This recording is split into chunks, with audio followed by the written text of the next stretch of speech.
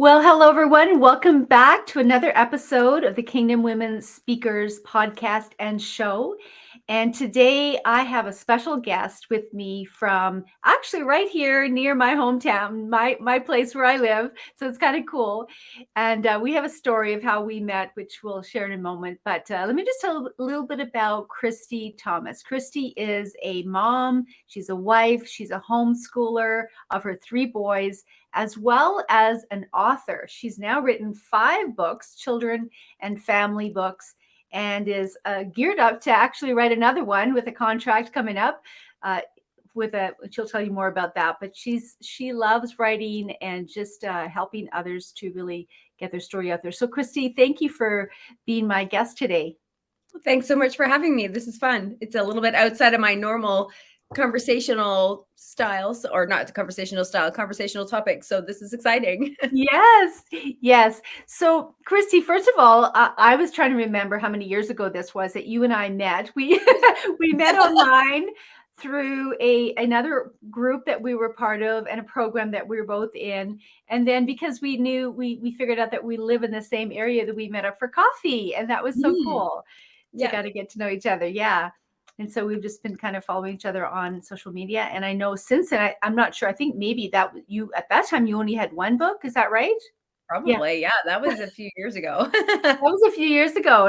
And since then, you've written 5 books. Yeah. I Amazing. know. Well, for a mom, a wife who's busy, I mean, you're busy. You have a lot of other things. We didn't even talk about your ministry aspect of that. So let's tell, for those who are listening today, the women who are listening, I'd love it if you would share a little bit of your backstory, kind of even where you came from, kind of how you came to the Lord, and just kind of how you got to do what you're doing today in terms of writing. All right. So settle in. Just kidding. Well, it's actually really not that complicated of a story. It is, the Lord got me when I was a little one. My parents brought me to church. I remember kneeling beside the Christmas tree when I was 4 or 5 years old and asking Jesus into my heart. And it's really just been a slow, steady growth with him ever since, which is part of the reason that I'm so passionate about family faith, because I can see where I am now and some of the choices that I was able to make as an adult and as a young adult, because God was just with me and I knew that he was with me. It doesn't mean I didn't have suffering and make some terrible choices, but but I feel like I'm in a very different place now than I would have been if I hadn't had that input in my life as a young one. So I ended up working in a church when I was like 20 years old. I think I worked in the children's ministry, and then that was a really huge church and I was one of many.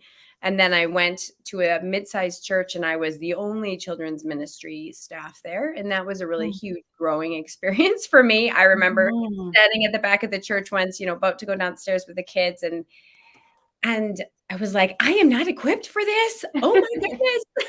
And I don't know if it was the sermon or a song or something, but I just remember having this moment where I thought of the little boy and, where he brings his 5 loaves of bread and his 2 fish to Jesus. And that was his only role. All he had to do was say, here I am. And Jesus is the one who did the miracle. Jesus is the one who made it enough for everyone. So that has kind of been like my life story, is just, I say, here I am. I'm not equipped, but I give you what I have. And God's like, perfect. I can take that. I love that. And so then as I did that for about 12 years, I had a few babies in between and, took some time off with each one. And then I started writing my first book. And in 2018, I left my job at the church because my husband and I kind of agreed that I needed this ministry. Side ministry was kind of taking on more of its own life.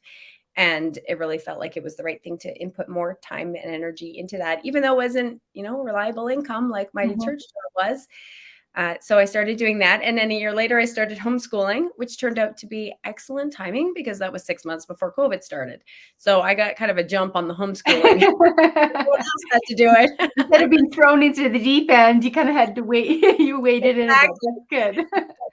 So then, that was at the point where my little guys were in kindergarten and grade 3 and grade 5 when I started homeschooling. And now they are in grade 3, 6, and 8. So wow, that's awesome.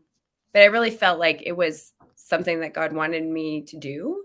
Mhm. And interestingly, for a while, it kind of felt like pushing against a lot of closed doors with writing. And once I started homeschooling and kind of just was like, you know what, I have many years to write. I don't need to do it all right now.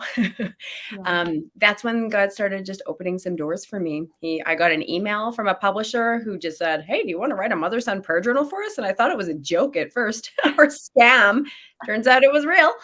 They paid Wow. me to write a book and I get royalties. Cool. And then like around the same time, a book that I'd been trying to find a publisher for finally found a home. And so I ended up writing like 2 books in 6 months. Cool. It was kind of Wow.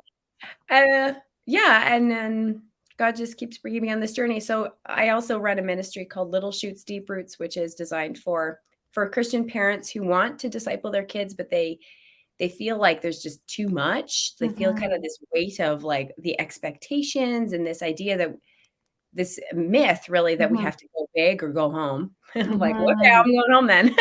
Yeah. Yeah. In a good way, right? Because so it's all about these little habits that add up over time and Mm. our fear over our children's future to the Lord Mm. and letting him just help us take these baby steps, these really tiny baby steps Wow. toward deeper family faith. So Wow. that's what I kind of do. I have a small membership site for that, but yeah, it all kind of uh, keeps going. One Some, step at a time, one step at a time, kind of one thing led to the other. So yeah. tell us a little bit about your first book that you wrote. Oh, so that one was actually wasn't intended to be a book. I was looking at the take-home pages that we were sending home with our preschool families at church, and I thought, nobody's using these. I'm not even using these. They're just too complicated. So I thought, I wonder if I could make something easier. And so I started making something that just it was a day by day. So it was something that you could like fit into your day on a regular Mm. basis so that you wouldn't forget about it.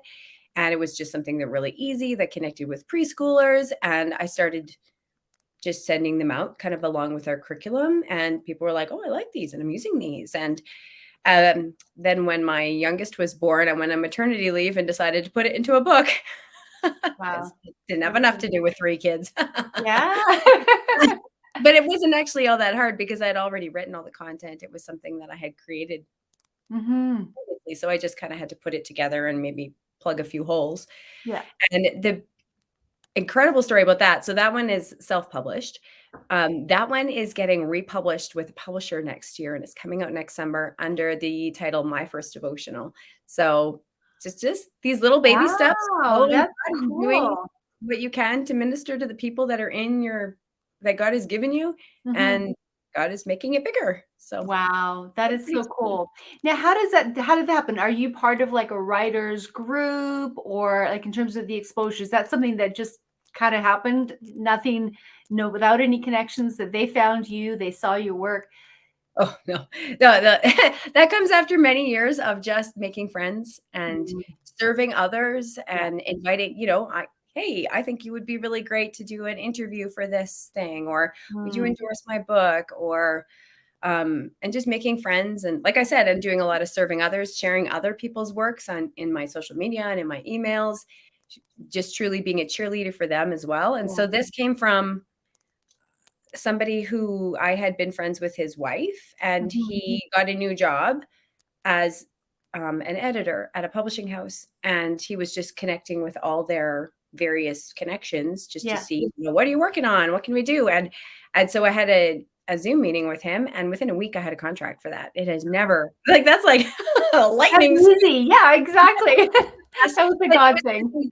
it was something they already knew that people were liking. When I take that book and my other books to sales, it's almost always the one that sells the best. Wow. Um, and That's so he cool. just saw the value in it and was like, we need to get this out there again. We need to breathe new Mhm. life into it. And which was perfect because this year I was planning to let it go out of print Wow. because it's just gotten to be so expensive to Yes. print it now that I was going to just let it go out of print. So now it's having new life. So That's praise so God. cool. That's so good. Yeah, because these are books that have, like, pictures. Are for kids and family, right? So you have Well, sort of. illustrations. This Yeah, one show it. is I'm just gonna it's it's called Wise for Salvation, and Oh, it's a type of preschool devotional. Actually, I still haven't seen on the market, so it still yeah. fills a need that others haven't.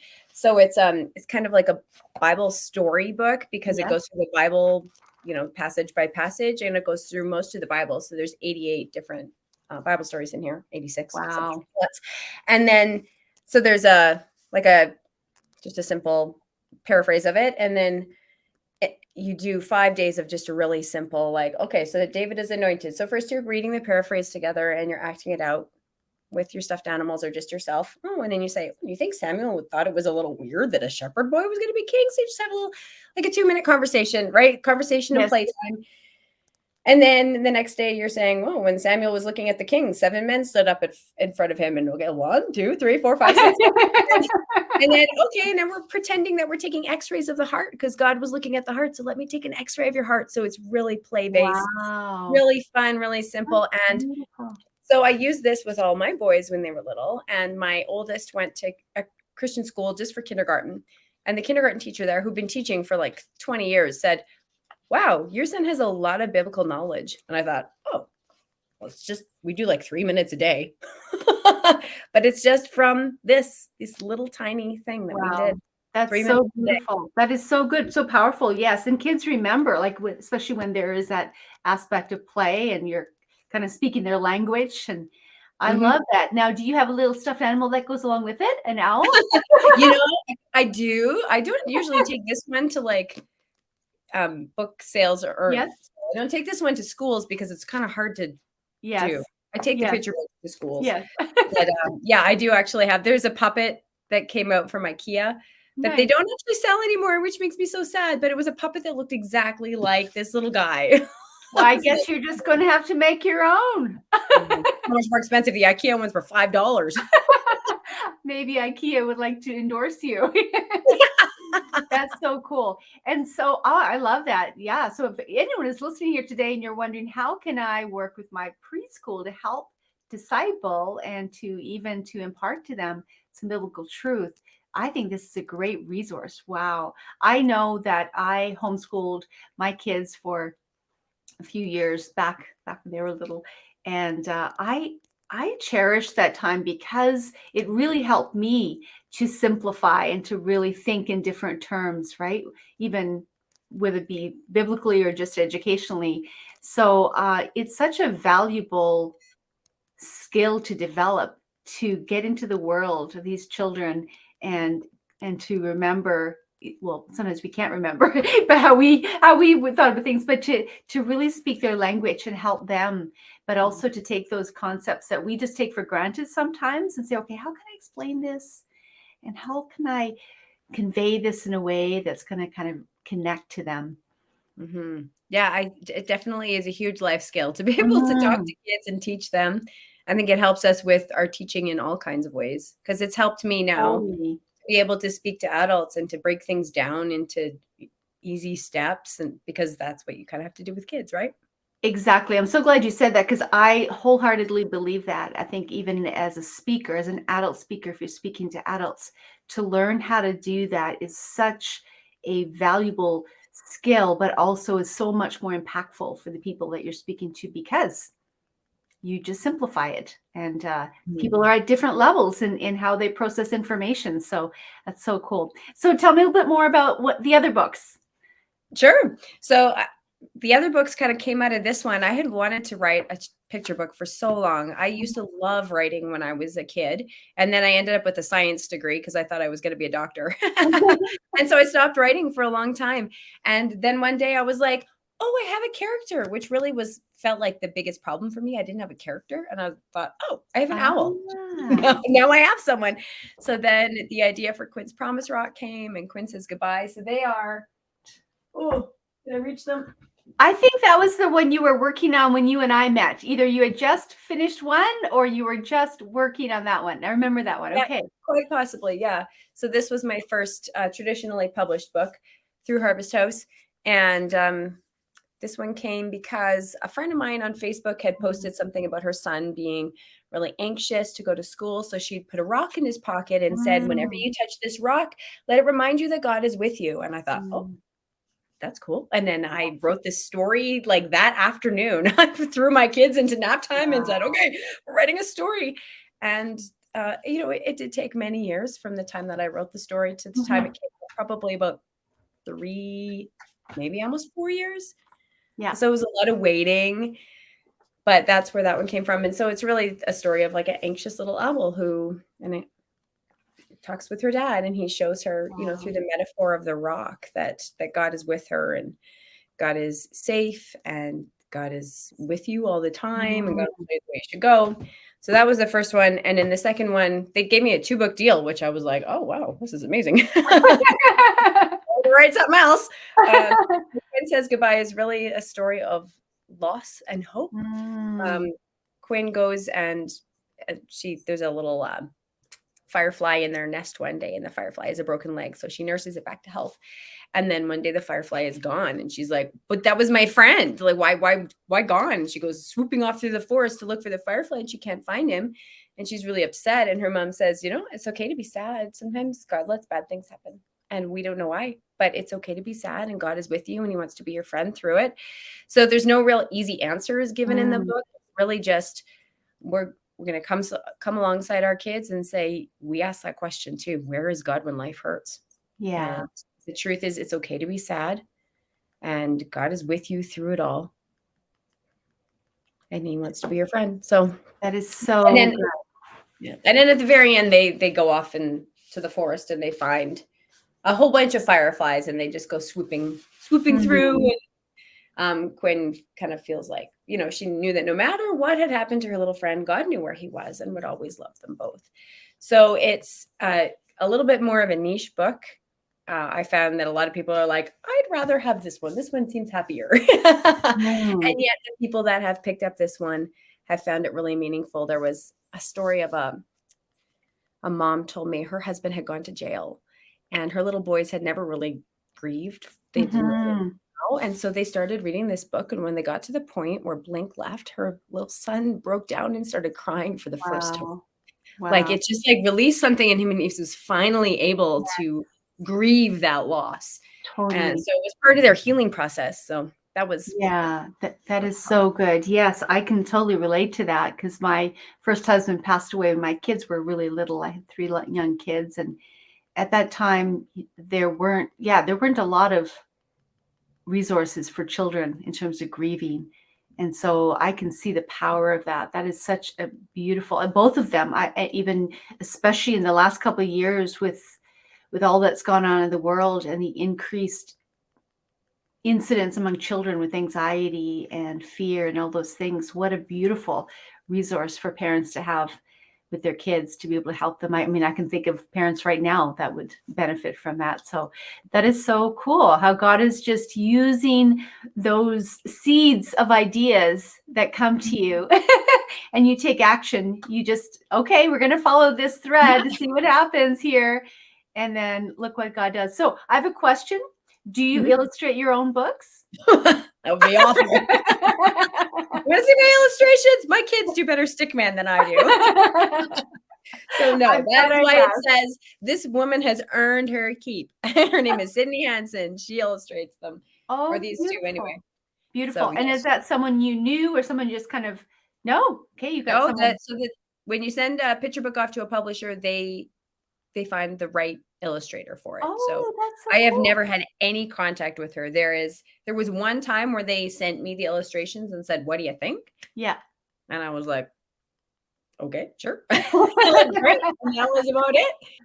So, yeah, so I know that some authors work more closely with their illustrators. It really just depends on who they The are, I think, relationship. and yeah, Yeah, whether you knew each other previously, or I don't know. There's probably lots of factors that go into that. that's true. Yeah, yeah. So any other plans for a sequel for that set? Another book in that series? No, that one is now a 2-book series.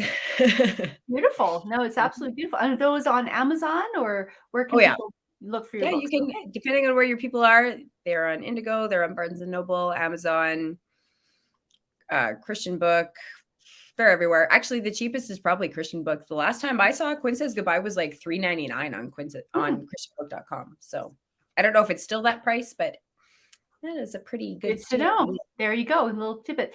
So, Christy, what else, if there were some moms listening today or some women listening today who know that there's something that God wants them to do, like an idea for a book or something else, whether it be speaking and or what would be some advice that you'd give them or some tips that you'd give them to help them along in that process? Well, I would say, first of all, start with your people. Start with the people that are already in your life. If you have a book that you want to write, be it a children's book or something longer, test it out on the people who are already around you. Instead of trying to like go big and try to write the entire book before sharing it with anybody, that's a good way to fail, actually, Mhm. because you haven't tested it on anyone. You don't know if it's resonating with anyone. So I find that the more that I talk to just people around me, even though sometimes we're a little bit scared, we don't want to talk about our book idea or our Yeah. speaking idea with somebody else because we either worry they're going to steal it or we think maybe they're going to think it's stupid. It's actually really important for us to talk about it Hmm. um, with the people. So one day I was helping out with our VBS at church this year, and I sat down with the kitchen ladies at lunch, and I was in the middle of the process of maybe signing a contract for this Mhm. nonfiction book. And so I was telling, my mom was there and I was kind of telling her, and the other ladies were like, tell us about this. And I told them, and they were like, we need that. And I thought, I assumed that we needed that, but that was confirmation for me. So it was just this like 6 ladies around the table who were like, yeah, we need that. Go. We're going to Good. pray for you to do that. And then I talked about it with another friend, and my husband and I went out for supper with a couple, and the dad was like, yeah, like I totally resonate with that. And that was cool for my husband because sometimes he hears my harebrained ideas and he's like, that's never going to work. It's like other adult man who's like resonating with your idea. That's cool. Um, Yes. so I just start talking about it with people. If you have a picture Mhm. book idea, write it down and share it with some kids and see what they think of it. Don't try and send it off to a publisher right away. Just take your time, share it, validate your idea, make it better. Just really for me is a lot about baby steps and Mm. just a lot of it, again, like I said, was serving the people that were around me. I wrote that Quinn's Promise Rock for my friend. I wasn't planning to publish it. I wrote the Mm. devotions in Wise for Salvation for the people in my church because I Yeah. saw a need and I filled it. I wrote Fruitful that came out of a study that we were doing in my membership site. We were doing a study on the fruit of the spirit. And I was like, I feel like there's more in me about this. I feel like God wants me to do more with this. Mhm. So that kind of just grew, right? I just Yes. did what was in front of me. And then these things are just growing. And it sometimes you can look back and say, that's a lot. That's really fast. And people say, like, well, you have written a lot of books. And I'm like, well, it feels really slow because I'm just kind of slowly doing the next right thing. Right. Yes. Yes. That's so good. Such good advice. I mean, I concur with you about that in terms of God asked me to do this challenge before challenges were kind of a thing back a few years ago. And out of that, it was about fearless women of faith and in my private Facebook group. And it was just like, it just became this thing. And I'm like, Hmm. whoa, I can see this turned into a book. And so I have all the assets and everything. And now I just need to put it into a book. I need to get it going. But I've had that several times thinking, wow, this is so cool how, just that idea, you start with an idea and you are obedient to whatever way God wants you to present that idea. And then he just brings it to another level if we're listening and we're available.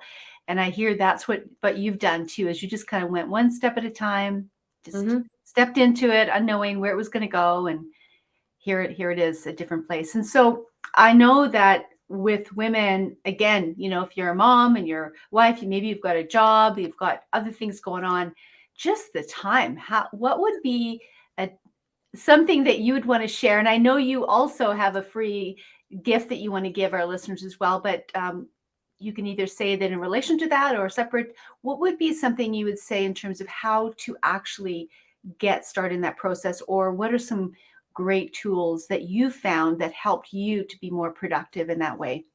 Hmm. First of all, having my husband on board with it has made a big, big difference. Mhm. Like, if you're trying to push back against your family and your husband and like, no, this is me time, I need to write, it's going to be really hard. But if Mhm. team is on board, then it's going to be easier. And it might take them a little while to get on board. You may have to validate your idea with them first.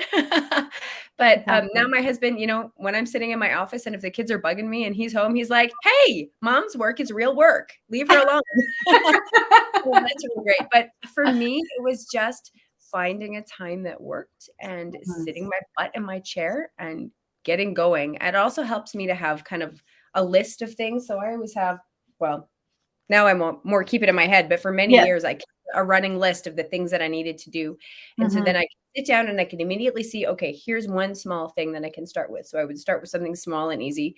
So to be honest, often I start with email because it just kind of gets me going. And then I'm like, okay, now I'm ready to get going with, my deeper thoughts.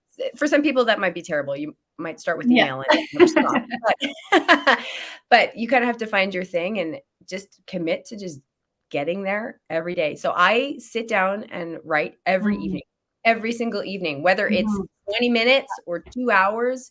It really depends on what my kids are doing and what's happening in our home. But even if it's just 20 minutes, it's better than nothing. In 20 minutes, I can pitch a podcast. In 20 minutes, I can make a reel. I can sometimes sketch out a blog post. There's a lot of things that you can do in 20 minutes. So just commit to sitting down. Every day I take one night off a week. I take Friday nights off. Like I take like Friday. Well, I have kind of changed this recently, but for a long time I took from Friday night until Saturday night off. And that was my Sabbath. Because for me, Sunday's never really been a Sabbath because I have often worked. Right. I hear you. For me then, for a long time, it was Friday night to Saturday night where I just would not do any work. So it's kind of, I kind of got away from that recently. So this is a good reminder that I need to find your rhythm, right? What I hear you saying is find a rhythm in some way that's going to work for you, that's going to fit into your life and just be consistent about it. Yeah. Cool. Just do it. So I used to write during nap time when my kids were little. That's when I wrote Quinn's Promise Rock when my kids were in nap. But then they stopped napping and I was like, oh, what am I going to do? It's true. You adjust, right? That's on my evening rhythm. I'm sure. What do you do? Like when do I was going to say when I remember when my kids were little, I would take advantage of those times too. Like instead of cleaning my house, I'm going to do something. I'm going to write. I'm going to journal. I'm going to spend time with the Lord. Because for a lot of women, that's a struggle too, just to actually spend time with the Lord when their kids are really little. Because sometimes they're jumping on your bed before you get out of bed. So for me, I learned how to be creative and resourceful in the little snippets of time that I had, and it just really helped me to cultivate more of a lifestyle of, one, communication with God, and as well as just allowing that to flow and communicate, and then that creativity. And so even now, sometimes if I have a busy time, I'll either have an idea or something that I want to write or speak, an idea for speaking. I'll record it on my phone and then send it to myself through email, or there's an app that transcribes it. So send it off to, so I have this, and then I can go back to say, okay, this was the idea. Because inevitably the best ideas come when you're like in motion, right? Always. Yeah. So you have to capture them, or when you're sleeping, or like you're in the middle of a sleep and you're like, oh, this idea, I gotta write that down. So I've learned to capture that. I remember years ago, one of my coaches said to me, it takes like 7 seconds for that idea to fly away. Like, unless you capture it, right, you got to capture it. That's a book. I can see a book. I can see you writing a book of this. That's right. Capture those ideas. But capturing the idea, I think, has been really key for me, and write it down. As a result, you get all these notes all over the place. And so like put it into one place. But really, even the act of writing it down or speaking it into a recording device or something helps me to remember it. If nothing else. Oh yeah, I remember I wrote something down, so then I go back to it, or I recorded something, and then it helps me. Otherwise, if it's just there and I don't do anything with it, this is just me. You may be different. Women listening may be very different. Maybe they can retain it much longer, but so that's something I do. And I remember that same coach said years ago as well. He said, writers write, speakers speak. If you're a writer, if you want to be a writer, you need to write every day. You need to do something every day, even if it's a short period. So that's exactly what I hear you saying. Yeah, just every day, just a little bit. Get your butt Consistent. down in your chair and start writing. Exactly. That's so good. Because a lot of times people feel like, well, I'm just waiting for the download, or I'm waiting for this inspiration to happen. But I hear Yeah. you saying, just prime the pump, just kind Yeah. of get in motion. Oh, I'm trying to remember. There was some famous writer who said the muse shows up at 9 a.m. every morning, like when I sit my butt in my chair, right? You can't wait for the muse. You got to sit down. My muse shows up when I start typing. That's good. That's so good. Well, Christy, this has been a fun conversation, and I look forward to connecting with you again in the future. But if people want to connect with you and find out more about what you do, where can they go? For sure. Well, I'm on social media, most places at Little Shoots Deep Roots. And my website is littleshootsdeeproots.com. Oh, So I mostly talk about Christian parenting on those things. But if you have questions about writing or any other thing, you're yeah. welcome to, send me a message. I have a start little guide. So if for those of you who are moms or grandmas and you want to be discipling your kids, but it's feeling like kind of overwhelming, like you don't know where to find those little times in your day to do that, you can download the Start Little Guide, and it walks you really clearly through some tiny little ideas that you can be doing with your family and how you can actually fit them in. That's so cool. Thank you so much. What a great resource. So, yeah, if you're listening here today and if there's anything resonated with you, capture that, write it down, get in touch with Christy, and really don't let the dream or the promptings of the Lord go unresponded to, and just step out in faith and let God guide you and lead you as you kind of take one step at a time, and you will be amazed at where he takes you. And I think if nothing else, Christy's story has shown us that today. Thank you so much, Christy. And thank you for saying yes to God. Well, thank you, God, for saying yes to me. Awesome. Well, thank you, everyone. We look forward to seeing you in the next episode. And make sure to share this with your friends, with your women in your world who would benefit from this episode today. And make sure that you check out the link down below as well and access that free resource from Christy. Thanks again, Christy. We'll see you again. Bye.